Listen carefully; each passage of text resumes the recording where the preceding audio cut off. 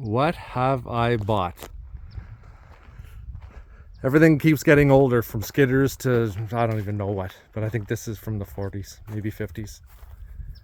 This is a Bucyrus Erie, Bucyrus, whatever, Erie cable pounder, cable tool, well drilling rig. I think it's a 20W.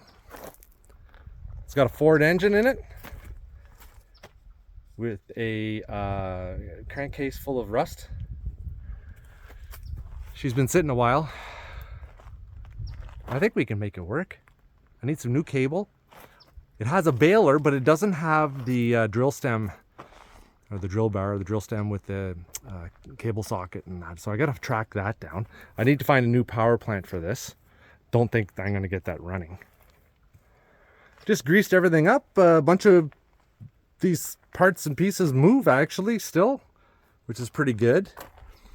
Having a problem with these little clutches. That little bearing there, it seems like it moves back and forth on the shaft, but it's a little seized on that shaft, and that's white metal, and I don't want to really go too crazy with it, so I put some penetrating oil on it. Looks like it's got a 5/8 left-hand lay cable for the drill stem, but that'll all have to be replaced. Of course, we'll pull that off. It's in pretty good shape. It's straight. Everything doesn't really seem bent on it. It's just kind of rusty. It's been sitting for quite a long time. Yeah. I used to drill wells with a company local here years ago, but it was a rotary hammer type. It wasn't one of these. But you know what? I need to put a well in. So my plan is to get this thing going. That mast is actually telescopic. I don't know how high it is. Well, 20 is probably a 20-footer. Maybe it goes up about 30-some feet, 32 feet. I don't know. Maybe you guys can tell me. Hopefully somebody knows a little bit more about this than I do.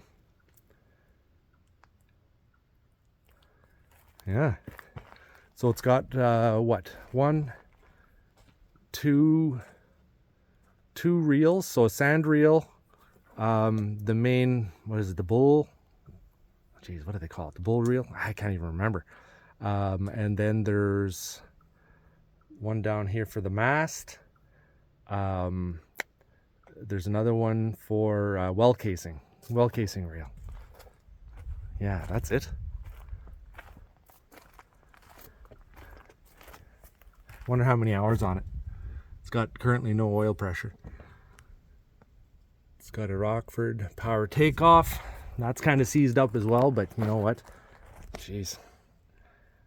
I don't think I'm going to get that going, boys. Hey, Ken, can you pull those two handles? We'll show people what we were talking about here. Show you what I was talking about with this. With these, they're seized up a little bit. It's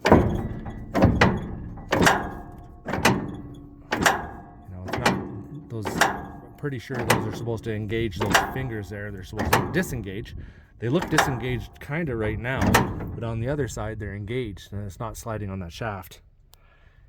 And that little bearing housing there, whatever that it's sliding on. Oh, it looks like it's brass. Yeah, I don't want to pound on that, right? I'm not a big fan of that. That little thing right there.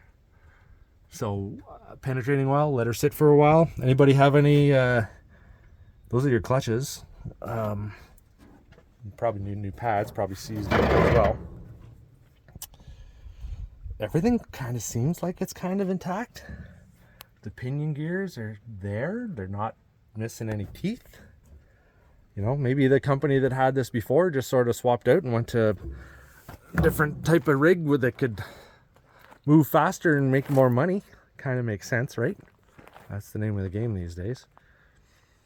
It's got a PTO that runs a big band underneath this guard, and there's currently not one on it, but I got to figure out what to do with this engine. Sort of sitting there, an old plate covered over, and I did find where the data plate on this was, but now she gone. She's gone. It was up there. Maybe that was a license plate, but on the other side there was one. She gone. So we're gonna see if we can get it going. I guess get things freed up. If anybody has any advice other than don't even think of running that, then let me know. But you know how I am. I like to run stuff. Right?